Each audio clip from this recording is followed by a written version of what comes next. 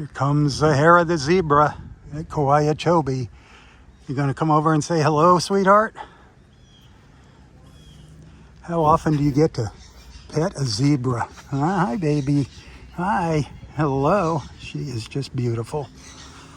This place is awesome.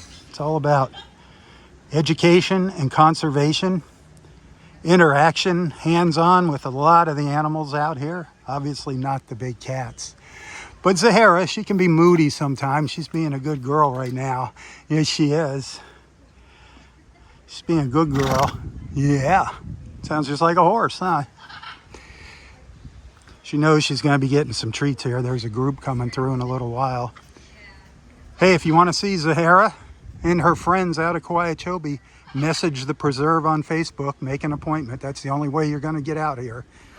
The preserve is not open to the general public. You can't just pull up.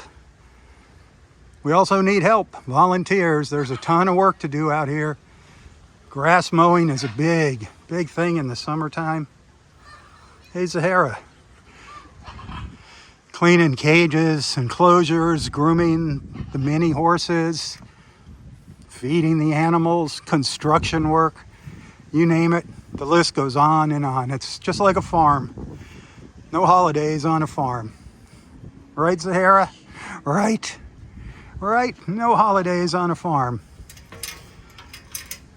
Yeah, you wish that gate would open.